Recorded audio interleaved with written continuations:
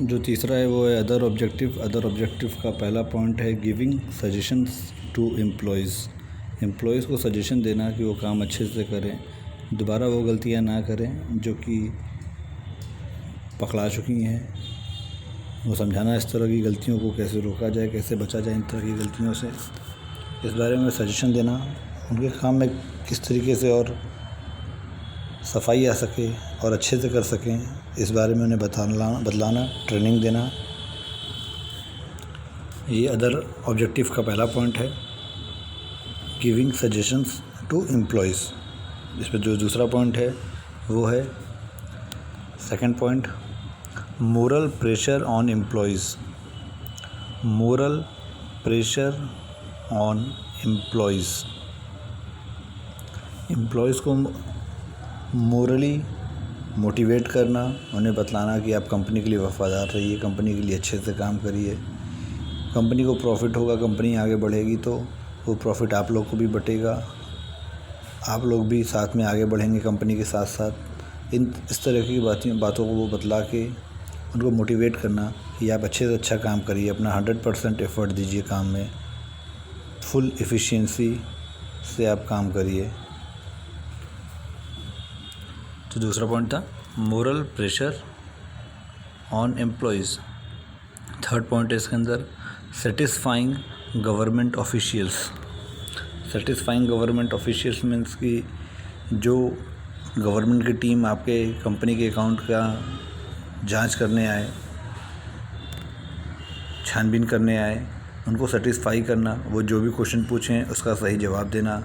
वो पूछें कि ये खर्चा कहाँ हुआ है, वो दिखलाना ले जाके, सर इस खर्चे को हम यहाँ पे किए हैं, ये सामान ख़रीदे हैं। ये तभी आप कर पाएंगे जब आपके अकाउंट में कोई फॉल्ट ना रहे, कोई चोरी ना रहे, कोई कमी ना रहे। अगर आपके अकाउंट में कोई कमी रहेगी तो आप नहीं कर पाएंगे। अगर या फिर आपके अकाउंट की ऑडिटिंग अच्छे से नहीं हुई रहेगी, अगर आपकी ऑडिटिंग अच्छे से नहीं हुई रहेगी तो आपके अकाउंट में बहुत सारी कमियां रह जाएंगी, बहुत सारी गलतियां रह जाएंगे, बहुत सारे फ्रॉड्स रह जाएंगे, बहुत सारे एरर्स रह जाएंगे, जिसको गवर्नमेंट ऑफिशियल्स जब आके जांच करेंगे उन एरर्स उस अकाउंट का, तो एरर्स वो देख लेंगे क्योंकि आपने ऑडिटिंग अच्छे से नहीं किया है और वो एरर्स को नहीं सुधारा है। तो इसलिए जब वो और गवर्नमेंट ऑफिशियल्स उस एरर को देख लेंगे तो वो एक्शन लेंगे, लीगल एक्शन ले सकते हैं, केस कर सकते हैं, आपके ऊपर FIR हो सकता है। तो इसलिए अकाउंट ऑडिटिंग इतनी अच्छे तरीके से होनी चाहिए कि इसके अंदर कोई एरर ना बचे, कोई फ्रॉड ना बचे, और गवर्नमेंट ऑफिशियल्स आएँ जब तो उन्हें नीट एंड क्लीन पिक्चर दिखे आपके अकाउंट की, और वो जो भी क्वेश्चंस पूछें उसका आप सही से जवाब दे सकें और उन्हें सेटिस्फाई कर सकें। तो ये तीसरा पॉइंट था, सेटिस्फाइंग गवर्नमेंट ऑफिशियल। जो लास्ट पॉइंट है, फोर्थ पॉइंट है, to meet statutory requirement. To meet statutory, STATUTORY, STATUTORY, statutory requirements. Statutory requirements की लीगल रिक्वायरमेंट्स को आप समझ सकते हैं, legal rules and regulation. Government का ये रूल है कि एक स्पेसिफिक टर्नओवर के ऊपर, किसी कंपनी का टर्नओवर इस अमाउंट से ज़्यादा है तो उसको ऑडिटिंग करानी ज़रूरी है।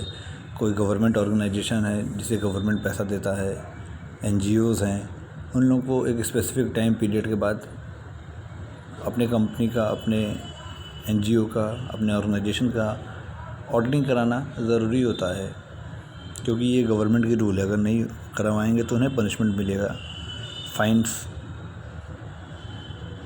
देने पड़ेंगे। तो ये गवर्नमेंट का रूल है कि उन्हें ऑडिट कराना मस्ट है, ऑडिटिंग कराना अपने अकाउंट की मस्ट है। तो गवर्नमेंट के उस रूल को सेटिस्फाई करने के लिए, गवर्नमेंट के उस रूल को फॉलो करने के लिए उन्हें ऑडिट करवाना ज़रूरी होता है। तो ये था आखिरी ऑब्जेक्टिव कि गवर्नमेंट के रूल को, गवर्नमेंट के बनाए हुए नियम को पालन करने के लिए ऑडिटिंग का ऑब्जेक्टिव ये होता है, लास्ट ऑब्जेक्टिव, कि जो गवर्नमेंट ने नियम बनाया है तो उसे आप फॉलो करें। जैसे कि आपके लिए कॉलेज में एक स्पेसिफिक ड्रेस कोड है आपके कॉलेज का, जो भी स्टूडेंट पढ़ने के लिए आना है, पढ़ने के लिए आएगा, वो उसको ड्रेस कोड को फॉलो करेगा।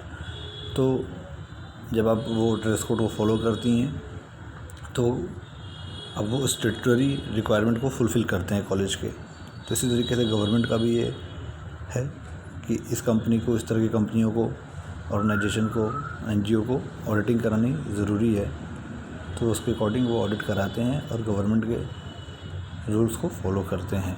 तो ये था आखिरी ऑब्जेक्टिव कि गवर्नमेंट के बनाए हुए रूल को पूरा करना।